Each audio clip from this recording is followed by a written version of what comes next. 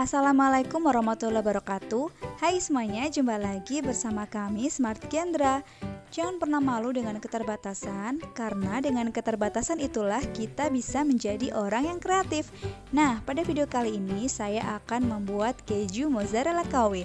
Ini enak banget ya, rasanya tidak kalah dengan yang asli, dan juga teksturnya pun tidak jauh berbeda dengan yang asli. Buat teman-teman yang penasaran gimana cara buatnya, yuk saksikan terus videonya sampai habis, jangan di skip ya. Buat yang belum subscribe, bisa subscribe sekarang juga. Terima kasih.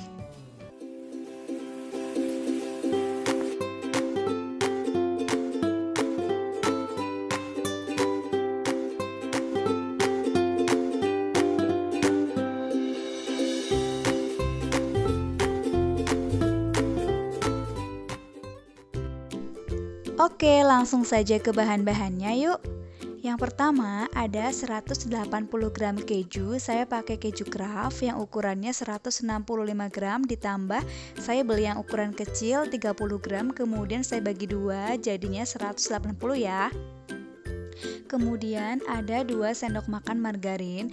Ini terserah teman-teman, kalau suka asin bisa 2 sendok makan, kalau enggak juga bisa 1 aja. Kemudian ada 2 saset susu bubuk. Ini juga bisa diganti dengan susu UHT. Lalu ada 6 sendok makan tepung tapioka dan 400 ml air. Ini airnya pakai air yang matang aja ya. Oke. Langkah yang pertama, kita siapkan wadah, kemudian tambahkan 6 sendok makan tepung tapiokanya.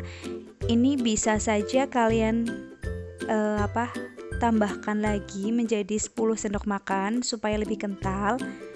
Cuma di sini saya pakai 6 aja. Kemudian kita tambahkan 100 ml air. Ini kita aduk-aduk terlebih dahulu supaya tercampur rata, tidak bergerindil. Nih. Nah, sudah seperti ini kita sisihkan terlebih dahulu, kita simpan, kemudian kita mulai siapkan pancinya. Kemudian kita tambahkan 2 saset susu bubuk yang tadi. Ini saya pakai Indomilk karena saya lebih suka sama rasanya itu seperti susu UHT ya ini. Kalau susu Indomilk itu ini saya pakai yang 27 gram per saset, jadi totalnya itu ada 54 gram susu bubuk. Tapi saran saya jangan pakai susu bubuk kiloan ya. Oke, kita nyalakan kompor dengan api sedang saja. Kemudian ini kita aduk-aduk hingga susunya tercampur rata supaya tidak ada yang bergerindil. Kita aduk-aduk terus. Nah, ini masih ada yang bergerindil, kita aduk ya. Nah, setelah itu kita tambahkan 2 sendok makan margarinnya. Ini 2 sendok makan ya. Tapi ini juga selera teman-teman. Kalau teman-teman lebih suka keju yang asin, yang cenderung rasanya asin, itu bisa pakai 2 sendok makan, bahkan bisa kalian tambahkan dengan sedikit garam. Namun menurut saya ini aja takarannya udah pas ya, rasanya seperti keju mozzarella beneran deh. Tapi kalau teman-teman suka yang manis, itu teman-teman bisa tambahkan gula, namun saya lebih suka yang asin. Nah, setelah menteganya tercampur rata, kita tambahkan kejunya. Ini kita kembali aduk-aduk. Aduk-aduk hingga buket ya, hingga tercampur rata. Supaya kejunya ini larut dan tidak bergerindil. Nah, ini diaduk sampai sedikit mendidih atau sampai mendidih juga boleh ya. Ini kembali kita aduk tepung tapiokanya karena tadi sempat mengendap. Nah, sudah mendidih seperti ini, bisa kita campurkan, tuangkan tepung tapiokanya.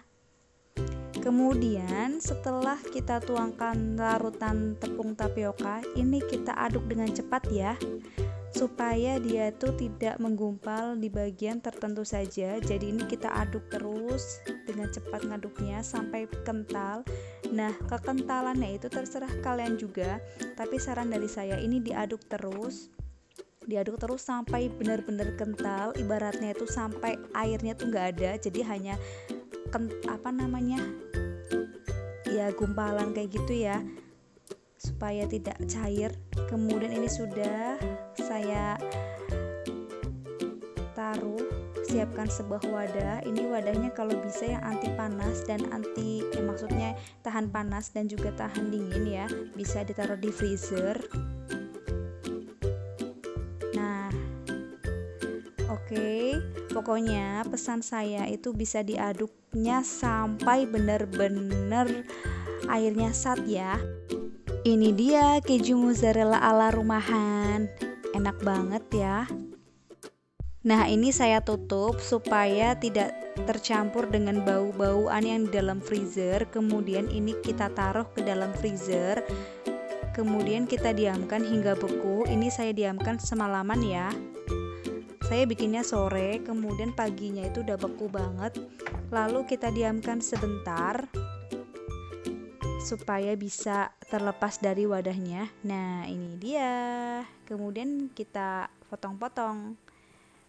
Oh ya, ketika kalian akan meletakkan ke dalam freezer itu usahakan sudah dalam keadaan benar-benar dingin ya. Jadi jangan ketika panas kalian taruh ke dalam freezer karena itu bisa merusak freezer kalian. Nah, ini bisa kita potong-potong sesuai selera seperti ini. Ini agak sedikit lembek-lembek gitu ya. Kemudian bisa kita kembali taruh ke dalam sebuah wadah. Dan ini bila disimpan di dalam freezer itu bisa sampai 1 bulan. Namun apabila disimpan di dalam chiller itu paling hanya 2 hari saja ya. Oke guys, ini dia keju mozzarella-ku. Selamat mencoba.